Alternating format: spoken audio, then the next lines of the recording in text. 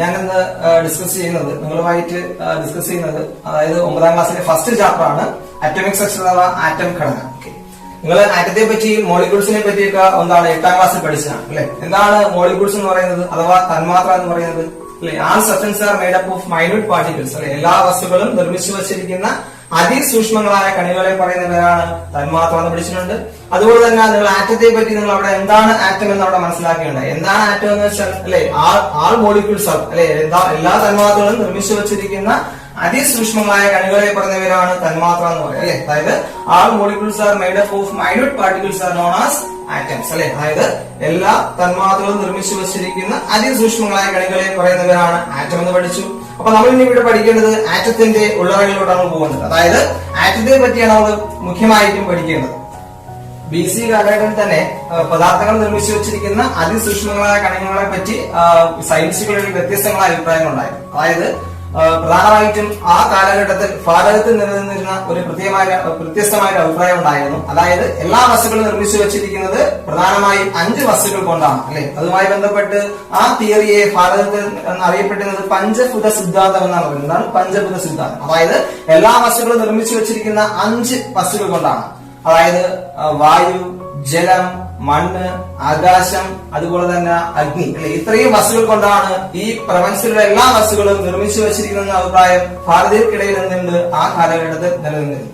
അതേസമയം തന്നെ Aristotle, Plato പോലുള്ള പണ്ഡിതന്മാർ അവര് മുന്നോട്ട് വെച്ച ഒരു സിദ്ധാന്തമാണ് 4 എലമെന്റൽ തിയറി. അതായത് 4 വസ്തുക്കൾ കൊണ്ടാണ് ഈ പദാർത്ഥങ്ങളെല്ലാം നിർമ്മിച്ചു വെച്ചിരിക്കുന്ന ഒരു അഭിപ്രായം അവർക്കിടയിൽ ഉണ്ടായിരുന്നു. അതായത് ആ 4 വസ്തുക്കൾ എന്ന് പറയുന്നത് ഒന്ന് അഗ്നി, അതുപോലെ തന്നെ സോയിൽ അഥവാ മണ്ണ്, അതുപോലെ തന്നെ ജലം, അതുപോലെ തന്നെ ഫയർ അഥവാ അഗ്നി അല്ലെ. ഇത്രയുമുള്ള 4 വസ്തുക്കൾ ചേർന്നാണ് ഈ പദാർത്ഥങ്ങളെല്ലാം നിർമ്മിച്ചു വെച്ചിരിക്കുന്ന അഭിപ്രായം അവർക്കിടയിൽ ഉണ്ടായിരുന്നു. ഓക്കെ, അപ്പൊ നമ്മള് പ്രധാനമായിട്ടും അതിനു മുമ്പ് ഈ കാലഘട്ടത്തിൽ തന്നെ ഈ പദാർത്ഥങ്ങളുടെ അടിസ്ഥാന ഘടകങ്ങളെ പറ്റി മിക്ക സയൻസുകളുടെ ഇടയിൽ വ്യത്യസ്തങ്ങളായ അഭിപ്രായങ്ങൾ ഉണ്ടായിരുന്നു. ആ സമയത്താണ് ഡെമോക്രറ്റിസ് ലൂസിഫസ് എന്ന് പറയുന്ന പണ്ഡിതന്മാരുടെ ഇടയിൽ നിലനിന്ന പ്രധാനമായിട്ടുള്ള ആശയമായിരുന്നു. അതായത് എല്ലാ പദാർത്ഥങ്ങളും നിർമ്മിച്ചു വെച്ചിരിക്കുന്നത് വളരെ മൈന്യൂട്ടായ പാർട്ടിക്കിൾസ് ആണ്. അതിൽ ഡെമോക്രറ്റിസ് ആ മൈന്യൂട്ടായ പാർട്ടിക്കിൾസിന് അദ്ദേഹം ഒരു പേര് കൊടുത്തു. അതാണ് ആറ്റം എന്ന് വിളിച്ചു. എന്താണ് ആറ്റം? ആറ്റം എന്ന് വെച്ചാൽ നിങ്ങൾ പഠിച്ചു കാണും 8ാം ക്ലാസ്സിൽ. ആറ്റമോസ് എന്ന് പറയുന്ന ആറ്റമോസ്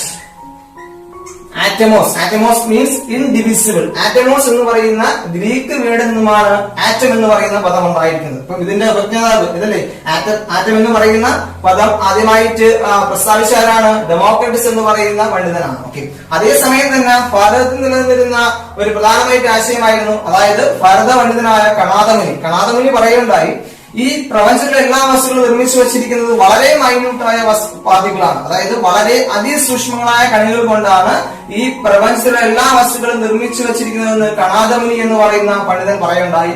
ആ വളരെ അതിസൂക്ഷ്മമായ കണികയെ അദ്ദേഹം വിളിച്ചു പരമാണു എന്ന് വിളിച്ചു അല്ലെ. അണു എന്ന് വെച്ചാൽ അതിസൂക്ഷ്മം എന്നാണ് അർത്ഥം. അതായത് പരമാണുകൾ കൊണ്ടാണ് ഈ പ്രപഞ്ചത്തിലെ എല്ലാ വസ്തുക്കളും നിർമ്മിച്ചു വച്ചിരിക്കുന്നതെന്ന് അഭിപ്രായപ്പെട്ട പണ്ഡിതനാണ് കണാദൻ എന്ന് പറയുന്ന പണ്ഡിതൻ. ഓക്കെ, അതുപോലെ തന്നെ നമുക്കിവിടെ പഠിക്കേണ്ടത് അവരെ പറ്റിയൊന്നുമല്ല. നമ്മള് ഇതൊക്കെ BC കാലഘട്ടത്തിൽ നിലനിന്നിരുന്ന ചില ചിന്താഗതികളാണ്. ഇതൊന്നും ഈ സിദ്ധാന്തങ്ങളൊന്നും ഒരിക്കലും എക്സ്പെരിമെന്റിലൂടെ തെളിയിച്ചിട്ടുള്ള ഒരു കാര്യങ്ങളൊന്നുമല്ല. അപ്പൊ ആ സമയത്താണ് നമ്മൾ ഇങ്ങോട്ട് വരികയാണ്, AD കാലഘട്ടത്തിലോട്ട് വരികയാണ്. നമുക്ക് ഈ ചാപ്റ്ററിൽ പ്രധാനമായിട്ടും പഠിക്കേണ്ടത് ഡാൾട്ടന്റെ അറ്റോമിക് സിദ്ധാന്തമാണ്. ആദ്യമായിട്ട് ആറ്റത്തെ പറ്റി അല്ലെ, അതായത് പദാർത്ഥങ്ങളെ നിർമ്മിച്ചു വെച്ചിരിക്കുന്ന അതിസൂക്ഷ്മങ്ങളായ കണികളായ ആറ്റത്തെ പറ്റി ഒരു സിദ്ധാന്തം തയ്യാറാക്കിയ സയന്റിസ്റ്റാണ് ജോൺ ഡാൾട്ടൺ അഥവാ ഡാൾട്ടൺ. ഓക്കെ, അപ്പൊ ഡാൾട്ടന്റെ അറ്റോമിക് സിദ്ധാന്തമാണ് നമുക്കിവിടെ എന്ത് ചെയ്യുന്നത് ആദ്യ ഭാഗത്ത് മനസ്സിലാക്കേണ്ടത്. അപ്പം ഈ ഡാൾട്ടന്റെ അറ്റോമിക് തിയറി എന്ന് പറയുന്നത് ഒരിക്കലും പരീക്ഷണാടിസ്ഥാനത്തിൽ കണ്ടെത്തിയ അറിവുകളെ അടിസ്ഥാനമാക്കി അല്ലെ പരീക്ഷണാടിസ്ഥാനത്തിൽ തെളിയിച്ചുള്ള കാര്യങ്ങളൊന്നും അല്ല. യുക്തിചിന്തയിലധിഷ്ഠിതമായ ചില പ്രസ്താവനകളാണ് അദ്ദേഹം ഈ തിയറിയിൽ ഉൾപ്പെടുത്തിയിരിക്കുന്നത്. പ്രധാനമായും നമുക്ക് ഒരു 6 പോയിന്റുകളാണ് ഈ ഡാൾട്ടന്റെ അറ്റോമിക് സിദ്ധാന്തങ്ങൾ മനസ്സിലാക്കേണ്ടത്. അതായത് അദ്ദേഹം പറയുന്നത് വെച്ചാൽ all matter is made up of all substances are made up of minute particles is known as atoms അല്ലെ. അതായത് പദാർത്ഥങ്ങൾ നിർമ്മിച്ചു വെച്ചിരിക്കുന്ന അതിസൂക്ഷ്മങ്ങളായ കണികളെ പറഞ്ഞവരാണ് ആറ്റം എന്ന് പറയുന്നത്. എന്താണ് matter is made up of minute particles is known as atom. അതുപോലെ തന്നെ രണ്ടാമത്തെ പോയിന്റ് ആണ് atom cannot be divided during chemical reaction. അതായത് ആറ്റത്തെ എന്ത് ചെയ്യത്തില്ല, വിഭജിക്കാൻ കഴിയില്ല. അതായത് രാസപ്രവർത്തന വേളയിൽ ആറ്റത്തെ വിഭജിക്കാൻ കഴിയില്ല. അതിന്റെ കൂടെ തന്നെ പറയേണ്ടായി atom can neither be created nor destroyed. അതായത് ആറ്റത്തെ നിർമ്മിക്കുവാനോ നശിപ്പിക്കുവാനോ സാധ്യമല്ല. അപ്പൊ പ്രധാനമായിട്ടും ആദ്യത്തെ പോയിന്റ് ആണെന്നാണ് എന്താണ് are matter is made up of minute particles is known as atom. Atom cannot be delayed during chemical reaction. അല്ലെ, atom can neither be created nor destroyed. അതായത് ആറ്റത്തെ നിർമ്മിക്കുവാനോ നശിപ്പിക്കുവാനോ സാധ്യമല്ല. അതായത് മൂന്നാമത്തെ പോയിന്റ് ആണ് atoms of the same elements are identical in properties, size and mass. അതായത് ഒരേ മൂലകത്തിലെ എല്ലാ ആറ്റങ്ങളും അല്ലെ ഒരേ മൂലകത്തിലെ എല്ലാ ആറ്റങ്ങളും മാസിലും സൈസിലും സ്വഭാവത്തിലും എന്തായിരിക്കും സമാന ഗുണമുള്ളവയായിരിക്കും. അതായത് atoms of the same elements R identical in size, mass and properties. അതുപോലെ തന്നെ അടുത്ത പോയിന്റ് ആണ് അങ്ങനെയെങ്കിൽ ഒരേ എലമെന്റ്സുകളുടെ ആറ്റങ്ങളെല്ലാം ഒരുപോലെയാണെങ്കിൽ ഡിഫറെന്റ് എലമെന്റ്സുകളുടെ ആറ്റങ്ങൾ എങ്ങനെയായിരിക്കും? ഡിഫറെന്റ് ആയിരിക്കും. അത് തന്നെയാണ് അടുത്ത point. Atoms of the different elements R differ in their properties and mass. അല്ലെ, അതായത് വ്യത്യസ്ത മൂലകങ്ങൾ എന്താണ് സ്വഭാവങ്ങൾ എപ്പോഴും എന്തായിരിക്കും? സ്വഭാവങ്ങൾ അതുപോലെ തന്നെ മാസ് എന്തായിരിക്കും? എപ്പോഴും വ്യത്യസ്തമായിരിക്കും. അതുപോലെ തന്നെ അഞ്ചാമത്തെ പോയിന്റ് ആണ്, അതായത് നമ്മൾ പഠിച്ചിട്ടുണ്ട് മോളിക്യൂൾസ് എപ്പോഴും ഫോം ചെയ്യണമെങ്കിൽ അല്ലെ, അതായത് ആറ്റങ്ങൾ കമ്പൈൻ ചെയ്ത് മോളിക്യൂൾ ആയിട്ട് മാറുന്നു അല്ലെ. ആറ്റങ്ങൾ കമ്പൈൻ ചെയ്ത് മോളിക്യൂൾ ആയിട്ട് മാറുമ്പോൾ അല്ലെങ്കിൽ ആറ്റങ്ങൾ സംയോജിച്ച് തന്മാത്രയായിട്ട് മാറുമ്പോൾ ആ ആറ്റങ്ങൾ സംയോജിക്കുന്നത് ഒരു പ്രത്യേക ഒരു അനുപാതത്തിലായിരിക്കും. അത് തന്നെയാണ് അടുത്ത പോയിന്റ് എന്ന് പറയുന്നത്. ആറാമത്തെ പോയിന്റ് ആണ് atoms of two or more elements are combined in a small ratio to form compounds. അതായത് ഒരു മൂലകത്തിലെ രണ്ടോ അതിലധികമോ ആറ്റങ്ങൾ ലഘു അനുപാതത്തിൽ സംയോജിച്ചാണ് എന്തുണ്ടാവുന്നത്? സംയുക്തങ്ങൾ ഉണ്ടാവുന്നത് അല്ലെ. ഇതാണ് ഈ 6 പോയിന്റുകളാണ് ഡാൾട്ടന്റെ അറ്റോമിക് തിയറി ഉൾപ്പെടുത്തിയിരിക്കുന്നത്. അപ്പൊ ഈ 6 പോയിന്റുകൾ പഠിക്കുക. പരീക്ഷയ്ക്ക് ചോദിക്കും write any positives of Dalton atomic theory. അതായത് ഡാൾട്ടൻ അറ്റോമിക് തിയറിയുടെ 3-4 പോസിറ്റീവ്സ് എന്ത് ചെയ്യാൻ പറ്റും? എഴുതാനായിട്ട് ചോദിക്കാറുണ്ട്. അപ്പൊ നിങ്ങൾ ഈ പോയിന്റുകളെല്ലാം എന്ത് ചെയ്യണം? 6 പോയിന്റുകൾ പഠിച്ചു വയ്ക്കുക. ഇതാണ് നമ്മുടെ ചാപ്റ്റർ ആദ്യ ഭാഗത്ത് നിങ്ങൾ മനസ്സിലാക്കേണ്ടത്. അതായത് ഡാൾട്ടൻ അറ്റോമിക് തിയറി അഥവാ ഡാൾട്ടന്റെ അറ്റോമിക സിദ്ധാന്തം. ഓക്കെ, കുറേയധികം വർഷങ്ങൾ കഴിയുണ്ടായി. അതായത് നിങ്ങൾ 8ാം ക്ലാസ്സിൽ പഠിച്ചൊരു ചാപ്റ്റർ ആണ് അല്ലെ, ഫിസിക്സിൽ പഠിച്ച ഒരു ചാപ്റ്റർ ആണ് സ്റ്റാറ്റിക് ഇലക്ട്രിസിറ്റി അഥവാ സ്ഥിതവൈദ്യുതി. അവിടെ നിങ്ങൾ പഠിച്ചത് എന്താണ്? റബ്ബിംഗ് മൂലം, അതായത് ഉരസൽ മൂലം അവിടെ ചാർജ് ഉണ്ടാവുന്നു എന്നുള്ള കാര്യം നിങ്ങൾ മനസ്സിലാക്കുകയാണ് ചെയ്തത്. അതായത് അങ്ങനെ ഒരു വസ്തു റബ്ബ് ചെയ്യുമ്പോൾ ചാർജ് ഉണ്ടാവുന്നു എങ്കിൽ അതായത് ആ വസ്തുക്കളെല്ലാം നിർമ്മിച്ചത് എന്തുകൊണ്ടാണ്? ആറ്റങ്ങൾ കൊണ്ടാണ്. അപ്പം ഈ ചാർജുള്ള കാര്യങ്ങൾ എവിടെ ഉണ്ടായിരിക്കണം? ആറ്റങ്ങൾക്കുള്ളിൽ ഉണ്ടായിരിക്കണം. ഇതുമായി ബന്ധപ്പെട്ട് പല പരീക്ഷണങ്ങൾ നടക്കുകയുണ്ടായി. അതിൽ ഏറ്റവും പ്രധാനമായിട്ട് നിങ്ങൾ ഓർക്കേണ്ട 2 സയന്റിസ്റ്റുകളാണ്. ഒന്ന് സർ ഹംഫ്രി ഡേവി, അതുപോലെ തന്നെ മൈക്കൽ ഫാരഡേ. രണ്ടുപേരും നിങ്ങൾക്ക് പരിചിതമുള്ള സയന്റിസ്റ്റുകളാണ്. അതൊക്കെയാണ് sir Humphry Davy. Humphrey Davy എന്ന് പറയുമ്പോൾ നിങ്ങൾക്ക് കൂടെ ഓർമ്മ വരുന്ന മറ്റൊരു സയന്റിസ്റ്റ് ആണ് ഹെൻറി കാവൻഡിഷ് അല്ലെ. നിങ്ങൾ 8ാം ക്ലാസ്സിൽ പഠിച്ചു. അതായത് വാട്ടറിലൂടെ ഇലക്ട്രിസിറ്റി പാസ് ചെയ്ത് ജലത്തിലൂടെ വൈദ്യുതി കടത്തിവിട്ട് വാട്ടറിനെ സ്പ്ലിറ്റ് ചെയ്ത് ഡിസോസിയേറ്റ് ചെയ്ത് ഹൈഡ്രജനും ഓക്സിജനും ആക്കി മാറ്റിക്കൊണ്ടായത് സർ ഹംഫ്രി ഡേവി. അതേസമയമാണെങ്കിൽ ഹെൻറി കാവൻഡിഷ് ആണെങ്കിലോ അതായത് ഹൈഡ്രജനെയും ഓക്സിജനെയും നമ്മൾ കമ്പൈൻ ചെയ്തുകൊണ്ട് വാട്ടർ ഉണ്ടാക്കി വരില്ല, വാട്ടർ പ്രൊഡ്യൂസ് ചെയ്യേണ്ടായത് ഹെൻറി കാവൻഡിഷ് എന്ന് പറയുന്നത്. നമുക്കിവിടെ വേണ്ടത് സർ ഹംഫ്രി ഡേവിയും മൈക്കൽ ഫാരഡേയുമാണ്. മൈക്കൽ ഫാരഡേ നമുക്കറിയാം, അതായത് വൈദ്യുതിയുടെ പിതാവ് എന്നറിയപ്പെടും അല്ലെ. അതുപോലെ തന്നെ വൈദ്യുത വിശ്ലേഷണം അഥവാ ഇലക്ട്രോളിസിന്റെ അല്ലെ ലോ ഓഫ് ഇലക്ട്രോളിസിസ് എന്ത് ചെയ്തു? ഡിഫൈൻ ചെയ്ത ആരാണ്? Michael Faraday. അപ്പൊ നമ്മൾ 2 സയന്റിസ്റ്റുകളെ പറ്റി നിങ്ങൾ കേട്ടിട്ടുണ്ട്. അപ്പൊ നമ്മള് ഈ കാലഘട്ടത്തിൽ എന്ന് പറയുന്നത് ഈ 2 സയന്റിസ്റ്റുകളും ഇവർ ഒരുമിച്ച് ചേർന്ന് സൊല്യൂഷനിലൂടെ ഇലക്ട്രിസിറ്റി പാസ് ചെയ്ത് നിരവധി എക്സ്പെരിമെന്റ് നടത്തുകയുണ്ടായി. അതിന്റെ ഫലമായിട്ട് ഇവർ മനസ്സിലാക്കിയ ഒരു കാര്യമാണ്, അതായത് ആറ്റങ്ങൾക്കുള്ളിൽ എന്തുണ്ട്? ചാർജ് ഉള്ള പാർട്ടിക്കിൾസ് ഉണ്ട് എന്നുള്ള കാര്യം എന്ത് ചെയ്തു? ഇവ എക്സ്പെരിമെന്റിലൂടെ എന്ത് ചെയ്തു? ഇവരെ പ്രൂവ് ചെയ്യുകയുണ്ടായി. ഓക്കെ, നമുക്കിനി പഠിക്കേണ്ടത് ഈ ചാർജ് ഉള്ള പാർട്ടിക്കിൾസിനെ പറ്റിയാണ്. അപ്പം ഈ ചാർജുള്ള പാർട്ടിക്കിൾസിനെ പറ്റി കണ്ടെത്താനായിട്ട് നിരവധി എക്സ്പെരിമെന്റ് നടക്കുകയുണ്ടായി. അതിൽ നിങ്ങൾക്ക് പഠിക്കേണ്ടത് ഏറ്റവും പ്രധാനപ്പെട്ട ഒരു സയൻസ് ആണ് ജെ തോംസൺ. ആരാണ്? J Thomson. ഓക്കെ, ജെ തോംസന്റെ ഡിസ്ചാർജ് ട്യൂബ് എക്സ്പെരിമെന്റ് എന്നാണ് ജെ തോംസന്റെ discharge tube experiment. Okay, discharge tube എന്ന് വെച്ചാൽ ഒരു ഗ്ലാസ് ട്യൂബാണ്. ഏകദേശം 50 സെന്റിമീറ്ററോളം നീളമുള്ള ഒരു ഗ്ലാസ് ട്യൂബിനെയാണ് നമ്മുടെ ഡിസ്ചാർജ് ട്യൂബ് എന്ന് പറയുന്നത്.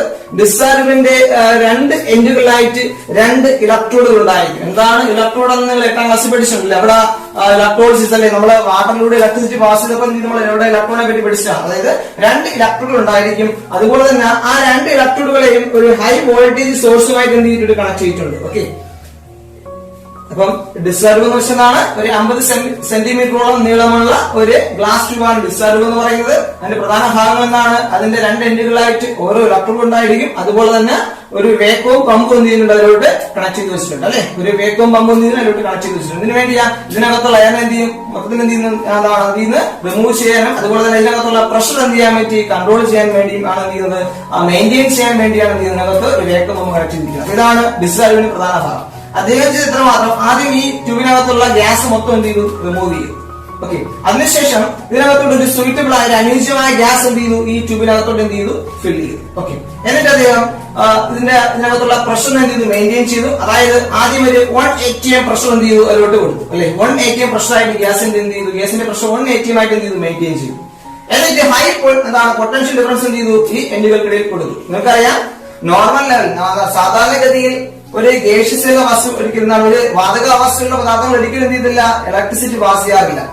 അപ്പൊ ഇദ്ദേഹം ചെയ്തതിൽ ഏകദേശം ഒരു 10,000 വോൾട്ട് ആണ് എന്ത് ചെയ്തത് അദ്ദേഹം ഈ ഇലക്ട്രോണിക് എന്ത് ചെയ്ത് അപ്ലൈ ചെയ്തത്.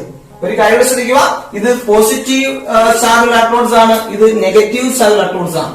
പോസിറ്റീവ്ലി ചാർജ് ഇലക്ട്രോഡ്സിനെ പറഞ്ഞ പേരാണ് ആനോഡ് എന്ന് പറയുന്നതാണ് ആനോഡ്. നെഗറ്റീവ് ചാർജ് ഇലക്ട്രോഡ്സ് ആണ് കാഥോഡ് എന്ന് പറയുന്നതാണ് cathode. Positive charge electrodes are known as anode, negative charge electrodes are known as cathode. അപ്പൊ ആനോഡ് കാഥോഡ്. ഓക്കെ, അതുപോലെ തന്നെ ഈ ഇലക്ട്രോണിക്കിൽ നിന്ന് ഹൈ പൊട്ടൻഷ്യൽ ചെയ്ത് അദ്ദേഹം അപ്ലൈ ചെയ്ത് ആദ്യ ഘട്ടത്തിൽ ഒരു ഒബ്സർവേഷൻ ഉണ്ടായില്ല, അതായത് ഒരു മാറ്റങ്ങൾ ഈ ഡിസ്ചാർജിനകത്ത് ഉണ്ടായില്ല. അദ്ദേഹം ചെയ്യുന്നത് വെച്ചാൽ ഈ പ്രഷർ വീണ്ടും റെഡ്യൂസ് ചെയ്തു. അതായത് ഏകദേശം 0.01 atm എന്ത് ചെയ്തു അദ്ദേഹം പ്രഷർ എന്ത് ചെയ്തു റെഡ്യൂസ് ചെയ്തു, പ്രഷർ കുറച്ചു.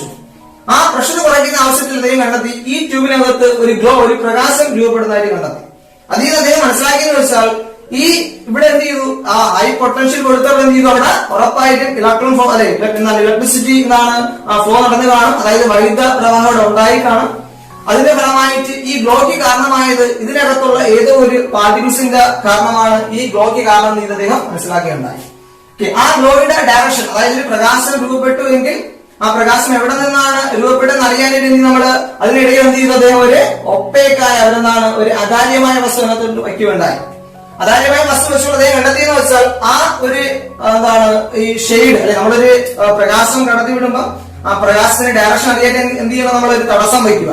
ആ തടസ്സം വയ്ക്കുമ്പോൾ എവിടെയാണോ നിഴലുണ്ടാവുന്നത് അതിന്റെ നേരെ ഓപ്പോസിറ്റ് ഡയറക്ഷനായിരിക്കും എന്ത് ചെയ്യുന്നത് പ്രകാശം വരുന്നത്.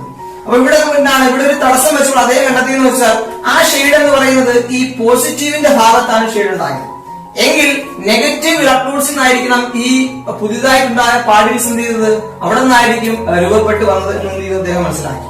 അതായത് നെഗറ്റീവ് ചാർജുള്ള ഇലക്ട്രോഡ്, അതാണ് കാഥോഡിൽ നിന്നുമാണ് എന്ത് ചെയ്തത് ഈ പാർട്ടിക്കിൾസ് ഒറിജിനേറ്റ് ചെയ്തെന്ന് അദ്ദേഹം മനസ്സിലാക്കിയുണ്ടായി. ഓക്കെ, ഇതിനെപ്പറ്റി കൂടുതൽ മനസ്സിലാക്കാൻ വേണ്ടി അദ്ദേഹം ഈ എക്സ്പെരിമെന്റിൽ ചില മാറ്റം കൂടി വരുത്തി. അതായത് ഇദ്ദേഹം ഇവിടെ ഒരു ഫ്ലൂറസെന്റ് സ്ക്രീൻ എന്ത് ചെയ്യുന്നതിലോട്ട് കണക്ട് ചെയ്യുകയുണ്ടായി അല്ലെ.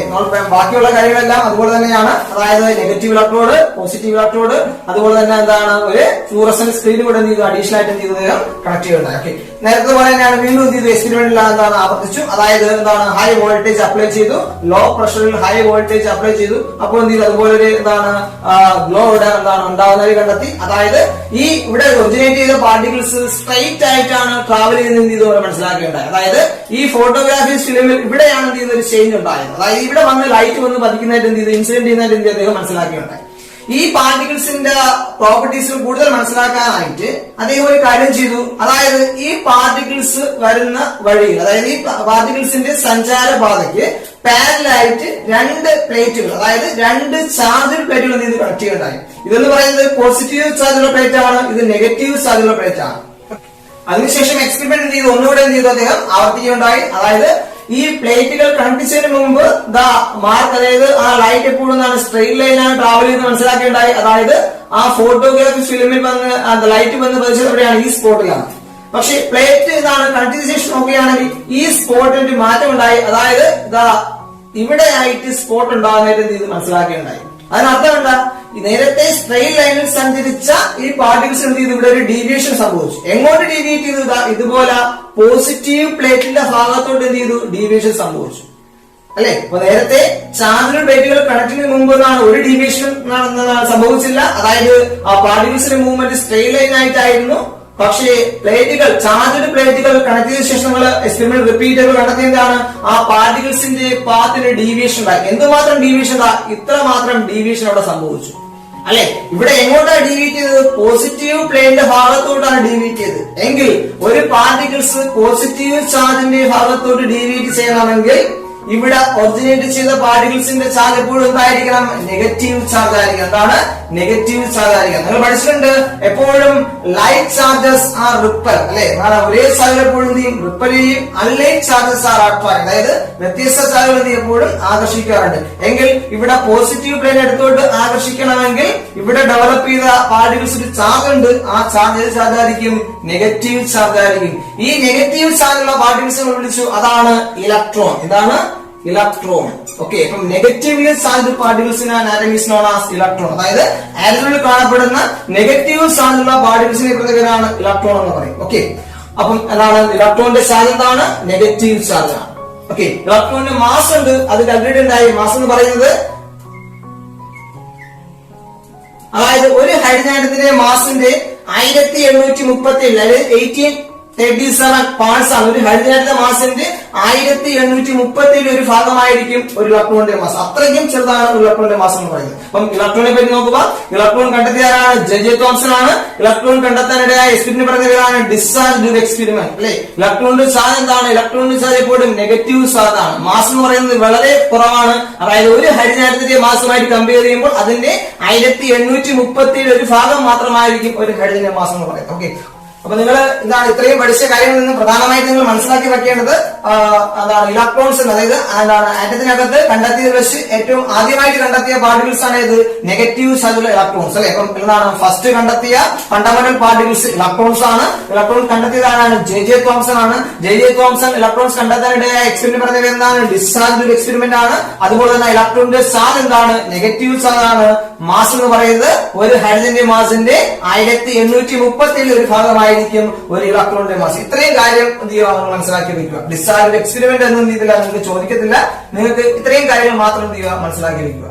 ഇപ്പൊ നമ്മൾ എന്താണ് ആറ്റത്തിനകത്തുള്ള ഒരു ഫണ്ടമെന്റൽ പാർട്ടിക്കിൾസ് കണ്ടെത്തിയേണ്ടതാണ് ഇലക്ട്രോൺ, അതെ നെഗറ്റീവ് ചാർജുള്ള ഇലക്ട്രോൺസ്. ഓക്കെ, ആറ്റത്തിനുള്ളിൽ ആദ്യം കണ്ടെത്തിയ പാർട്ടിക്കിൾസ് ഏതാണ്? നെഗറ്റീവ് ചാർജ് ഇലക്ട്രോൺസ് ആണ്. അപ്പൊ ഒരു ആറ്റത്തിനുള്ളിൽ നെഗറ്റീവ് ചാർജ് മാത്രമുള്ള പാർട്ടിക്കിൾസ് ആണ് ഉള്ളത് എങ്കിൽ ആ ആറ്റങ്ങൾ കൊണ്ടാണ് എല്ലാ വസ്തുക്കളും നിർമ്മിച്ചു വെച്ചിരിക്കുന്നത്. അപ്പൊ എല്ലാ വസ്തുക്കളും എന്ത് ചാർജ് ആയിരിക്കണം? നെഗറ്റീവ് ചാർജ് ആയിരിക്കും. അപ്പൊ എല്ലാ വസ്തുക്കളും നെഗറ്റീവ് ചാർജ് വന്നാലുള്ള അവസ്ഥ എന്താണ്? എല്ലാ ഒബ്ജക്റ്റുകളും പരസ്പരം റിപ്പൽ ചെയ്തു പോകും അല്ലെ. അപ്പൊ എല്ലാ വസ്തുക്കളും നെഗറ്റീവ് ചാർജ് ആണെങ്കിൽ എല്ലാ വസ്തുക്കളും പരസ്പരം വികർഷിച്ചു പോകും. അങ്ങനെ സംഭവിക്കാറുണ്ട്. അതായത് ആറ്റം യഥാർത്ഥത്തിൽ എന്താണ്? ആറ്റം എന്ന് പറയുന്നത് ചാർജ് ഇല്ലാത്ത ഒരു തന്നെ ആറ്റം ഇലക്ട്രിക്കൽ പരമായ ന്യൂട്രലാണ്. ഇങ്ങനെ തന്നെയാണ് ജെ തോംസൺ അഭിപ്രായപ്പെട്ടത്. അതായത് ആറ്റം എന്താണ്? ഇലക്ട്രിക്കൽ പരമായ ന്യൂട്രലാണ്. അപ്പം ആറ്റം ഇലക്ട്രിക്കൽ പരമായി ന്യൂട്രലാകാൻ കാര്യം അദ്ദേഹം റീസൺ പറയുകയുണ്ടായി. അതായത് നെഗറ്റീവ് ചാർജ് ഇലക്ട്രോൺസുകൾക്കുള്ളിൽ ഒരു ആറ്റത്തിനുള്ളിൽ നെഗറ്റീവ് ചാർജ് ഇലക്ട്രോൺസുകൾ എത്രയെണ്ണം ഉണ്ടോ അത്രയും തന്നെ പോസിറ്റീവ് ചാർജുള്ള ഏതൊരു പാർട്ടിക്കിൾസ് കൂടി എന്തെങ്കിലും ആറ്റത്തിനകത്ത് ഉണ്ടായിരിക്കാം. അതുമായി ബന്ധപ്പെട്ട് അദ്ദേഹം ഒരു മോഡൽ എന്ത് ചെയ്തു? എന്താണ് പ്രസന്റ് ചെയ്യുകയുണ്ടായി. അതായത് ആറ്റം എന്ന് വെച്ചാൽ ഒരു പോസിറ്റീവ് ചാർജുള്ള സ്പിയർ ആണെന്ന് പറഞ്ഞു അല്ലെ. ആ പോസിറ്റീവ് ചാർജുള്ള സ്പിയറിനുള്ളിൽ അവിടങ്ങളിലായിട്ട് എന്ത് കാണും? നെഗറ്റീവ് ചാർജ് ഇലക്ട്രോൺസുകൾ ഉണ്ടായിരിക്കും എന്ന് പറഞ്ഞു. ഈ മോഡലിനെ അദ്ദേഹം വിളിച്ചു അതാണ് പ്ലം ബുഡിംഗ് മോഡൽ എന്നറിയുന്നത്. അതാണ് പ്ലം ബുഡിംഗ് മോഡൽ. അപ്പൊ ജെ തോംസന്റെ ആറ്റം മോഡൽ കൂടി ഇങ്ങനെ ഒന്ന് ഓർത്തു വയ്ക്കുക. നിങ്ങൾക്ക് ഇത്തവണ എന്താണ് നിങ്ങളുടെ ടെക്സ്റ്റിനകത്ത് ഉൾപ്പെടുത്തിയിട്ടില്ല എങ്കിലും ഓർമ്മിക്കുക. അദ്ദേഹം എന്താണ് ആവിഷ്കരിച്ച മോഡലാണ് എന്താണ് തോംസൺ മോഡൽ ഓഫ് ആറ്റം ആണ്. പ്ലം ബുഡിംഗ് മോഡൽ എന്നറിയപ്പെടുന്നതാണ്. അതായത് ഒരു പോസിറ്റീവ് ചാർജുള്ള സ്പിയറിൽ അവിടങ്ങളിലായിട്ട് എന്ത് കാണും? നെഗറ്റീവ് ചാർജ് ഇലക്ട്രോൺസുകൾ എന്ത് ചെയ്യും? അവിടങ്ങളിലായിട്ട് എന്ത് ചെയ്യും? കാണപ്പെടുമെന്നാണ് അദ്ദേഹം പറഞ്ഞത്. അതായത് എപ്പോഴും പോസിറ്റീവ് ചാർജുള്ള പാർട്ടിക്കിൾസ് എത്ര തന്നെ ഉണ്ടോ അത്രയും തന്നെ നെഗറ്റീവ് ചാർജ് പാർട്ടിക്കിൾസ് അവിടെ ഉണ്ടായിരിക്കും. അതുകൊണ്ടാണ് ആറ്റം ഇലക്ട്രിക്കൽ പരമായി ന്യൂട്രൽ ആവാൻ കാരണമെന്ന് കൂടി എന്ത് ചെയ്തു? അദ്ദേഹം പറയുണ്ടായി. ഓക്കെ, അപ്പം ഇതിന്റെ ഭാഗമായിട്ട് നിരവധി എക്സ്പെരിമെന്റ് നടക്കുകയുണ്ടായി.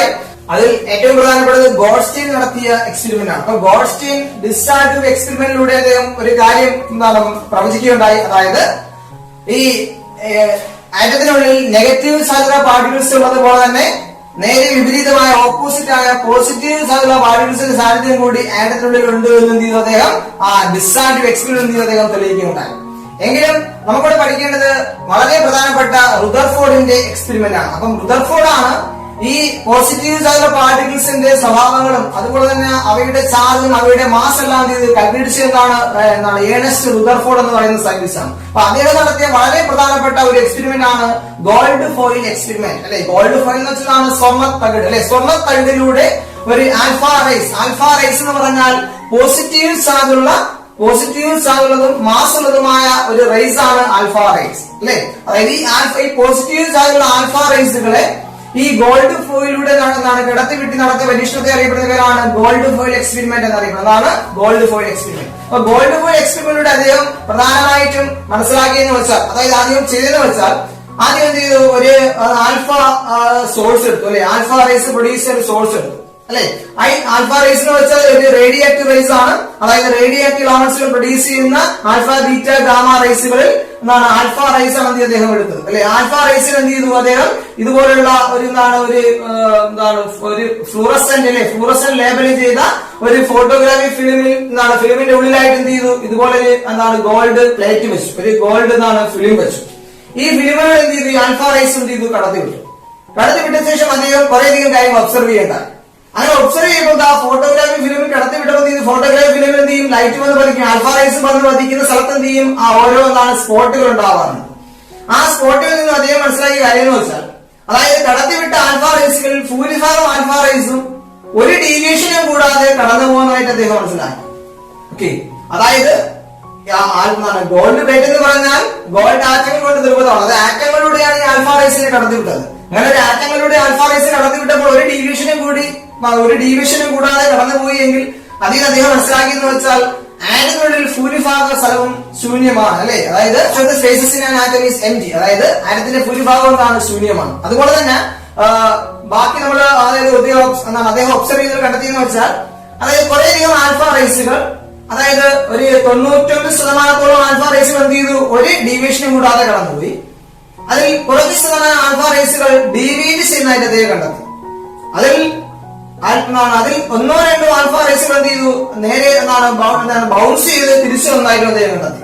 ഈ രണ്ട് ഒബ്സർവേഷൻ അദ്ദേഹം പ്രധാനമായും മനസ്സിലാക്കിയത് ആറ്റത്തിന് ഒരു കേന്ദ്രമുണ്ട് എന്ന് മനസ്സിലാക്കി. അതെ, ആ കേന്ദ്രഭാഗത്ത് എന്തായിരിക്കും, ഒരു പോസിറ്റീവ് ചാർജുള്ള റീജിയൻ ആണ് ആ കേന്ദ്രം എന്ന് അദ്ദേഹം മനസ്സിലാക്കി. ആ പോസിറ്റീവ് ചാർജുള്ള റീജിയൻ ആയതുകൊണ്ടാണ് ചെയ്തത് അവിടെ ഡയറക്റ്റ് ആയിട്ട് വന്ന് ആൽഫ റേസ് വന്ന് പതിച്ചതിന്റെ ഫലമായിട്ടാണ് നേരെ ആ റേസ് അതുപോലെ തന്നെ എന്താണ് നേരെ ബൗൺസ് ചെയ്ത് തിരിച്ചു വന്നത് മനസ്സിലാക്കി. അതായത് ഒരു പോസിറ്റീവ് ചാർജുള്ള ഭാഗത്ത് ഒരു പോസിറ്റീവ് ചാർജ് റേസ് വന്ന് എന്ത് ചെയ്യും, പതിക്കാൻ പറ്റും, സ്വാഭാവികമായിട്ട് എന്ത് ചെയ്യും, അത് റിപ്പൽ ചെയ്യും അല്ലെ. അതാണ് ഇവിടെ സംഭവിച്ചത്.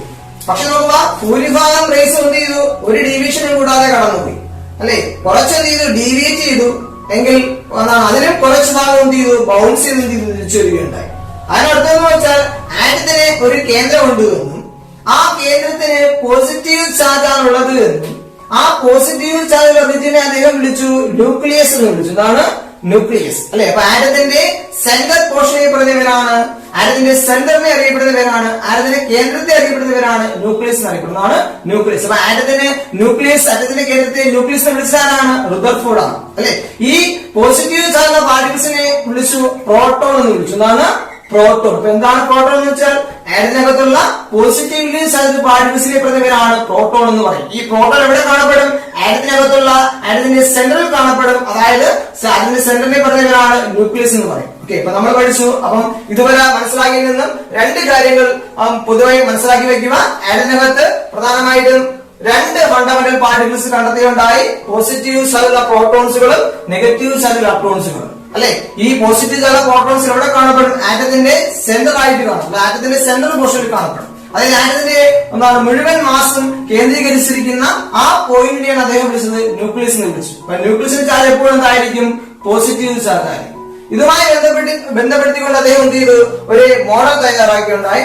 ഈ മോഡലിനെ അദ്ദേഹം തയ്യാറാക്കാനായിട്ട് അദ്ദേഹം ബന്ധപ്പെടുത്തിയത് സോളാർ സിസ്റ്റവുമായി ബന്ധപ്പെടുത്തിയാണ് അദ്ദേഹം മോഡൽ തയ്യാറാക്കിയത്. അതായത് സോളാർ സിസ്റ്റത്തിൽ എന്താണ് സെന്റർ എന്ന് പറഞ്ഞാൽ എന്താണ്, സൺ ആണ് സെന്റർ എന്ന് അറിയപ്പെടുന്നത്. സൺ എപ്പോഴും സെന്റർ ആയിരിക്കും. അതിന് ചുറ്റാൻ എന്ത് കാണും, പ്ലാനറ്റ്സുകൾ ഓരോ ഓർബിറ്റിൽ എന്ത് ചെയ്യും, പ്ലാനറ്റുകൾ സണ്ണിനെ റിവോൾവ് ചെയ്തിരിക്കും. ഇതാണ് സോളാർ സിസ്റ്റം എന്ന് പറയുന്നത്. ഇതുപോലെയാണ് ആറ്റം എന്ന് അദ്ദേഹം പറയുന്നത്. അതായത് ആറ്റത്തിന് ഒരു സെന്റർ ഉണ്ട് അല്ലെ. ഈ സെന്ററിനെ അദ്ദേഹം വിളിച്ചു, അതാണ് ന്യൂക്ലിയസ്. അതായത് സോളാർ സിസ്റ്റത്തിൽ സണ്ണാണ് സെന്റർ എങ്കിൽ ആറ്റത്തിൽ സെന്റർ എന്ന് പറയുന്നതാണ് ന്യൂക്ലിയസ്. എന്താണ് ന്യൂക്ലിയസ്. ഈ ന്യൂക്ലിയസ് ചാർജ് എന്താണ്, അവിടെയാണ് പോസിറ്റീവ് ചാർജ് പ്രോട്ടോൺസ് കാണപ്പെടുന്നത്. അതുകൊണ്ട് ന്യൂക്ലിയസിന് ഒരു പോസിറ്റീവ് ചാർജ്, അതായത് പോസിറ്റീവ് ചാർജുള്ള ന്യൂക്ലിയസ് എന്ത് ചെയ്യും, ആറ്റത്തിനകത്ത് ഉണ്ടാകും. ഇതിന് ചുറ്റുമുള്ള സ്പേസിലാണ്, ഇതിനു ചുറ്റുമുള്ള ഓർബിറ്റലുകളാണ് ആര് കാണപ്പെടുന്നത്, ഇലക്ട്രോൺസുകൾ കാണപ്പെടുന്നതെന്നും ഈ ഇലക്ട്രോൺസുകൾ എപ്പോഴും ന്യൂക്ലിയസിനെ റിവോൾവ് ചെയ്തുകൊണ്ടിരിക്കും അല്ലെങ്കിൽ ചുറ്റിക്കൊണ്ടിരിക്കും എന്ന് എന്ത് ചെയ്തു അദ്ദേഹം പറയുകയുണ്ടായി. അതായത് സോളാർ സിസ്റ്റത്തിൽ സണ്ണാണ് സെന്റർ എങ്കിൽ ആറ്റത്തിൽ സെന്റർ പോസിറ്റീവ് ചാർജ് അല്ലെങ്കിൽ ന്യൂക്ലിയസ് ആണ് സെന്റർ എന്നറിയപ്പെടുന്നത്. അതായത് പോളാർ സിസ്റ്റത്തിൽ സോളാർ സിസ്റ്റത്തിൽ എന്താണ് ഇലക്ട്രോൺ സോളാർ സിസ്റ്റത്തിൽ ഓർബിറ്റിൽ കാണപ്പെടുന്നത് പ്ലാനറ്റ്സുകളാണെങ്കിൽ ഇവിടെ ഓർബിറ്റിൽ കാണപ്പെടുന്നതാണ് ഇലക്ട്രോൺസുകളാണ്. ഓക്കെ, അപ്പൊ ഇത്രയുമാണ് നമ്മൾ മനസ്സിലാക്കേണ്ട കാര്യം. അപ്പം ഇത്രയും കാര്യങ്ങൾ എന്ത് ചെയ്യുക, നിങ്ങൾ വ്യക്തമായിട്ട് പഠിക്കുക. തുടർന്നുള്ള കാര്യങ്ങൾ എന്ത് ചെയ്യും, നമുക്ക് അടുത്ത ക്ലാസ്സിൽ എന്ത് ചെയ്യാം, ചർച്ച ചെയ്യാം.